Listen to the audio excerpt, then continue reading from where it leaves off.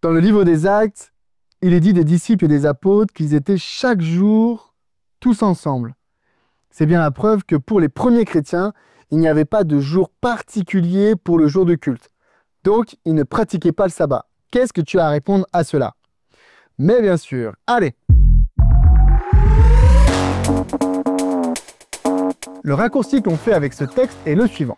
Il dit « Ils étaient chaque jour tous ensemble assidus au temple, ils rompaient le pain dans les maisons et prenaient leur nourriture avec joie et simplicité de cœur. » On a donc les disciples réunis ensemble pour rompre le pain. Donc, puisqu'ils rompent le pain chaque jour, ça veut dire qu'il n'y a pas de jour spécifique pour le culte. Logique. Mais non, en fait, non, pas logique du tout.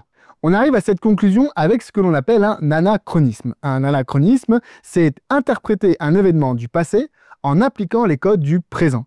Aujourd'hui, dans beaucoup d'églises chrétiennes, la communion, quand on rompt le pain, se fait le dimanche. Donc, quand on lit rompre le pain dans la Bible, on pense à nos réunions de culte. Mais, dans la Bible, le sabbat n'est pas lié à un jour de rencontre. Le sabbat, c'est un jour en lien avec la création et la libération d'Israël. C'est ce que l'on retrouve dans Exode 20 et Deutéronome chapitre 5. Dans le texte du commandement, il n'est jamais question de se réunir. Il est question d'arrêter son activité, de se reposer. Alors clairement, c'est quand même plus pratique de se réunir quand tout le monde se repose.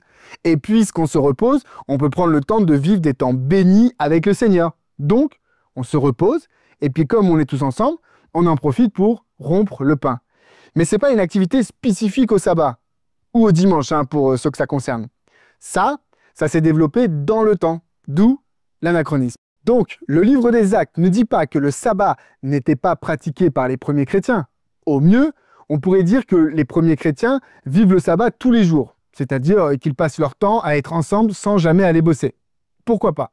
Mais dans ce cas, c'est un élargissement du concept du sabbat. Ce qui est réservé à un jour se trouve élargi à tous les autres jours. Ce n'est donc pas une limitation ou un rejet du sabbat, mais bien au contraire une ouverture pour le sabbat. Tout ce que le texte d'Acte 2 nous dit, c'est que de rompre le pain, ce n'était pas une activité spécifique à un jour particulier.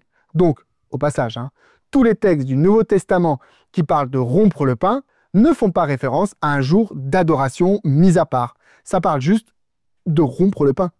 Et ça peut se faire le samedi comme le mardi. Actes chapitre 2, versets 46 à 47 n'a rien à voir avec le sabbat.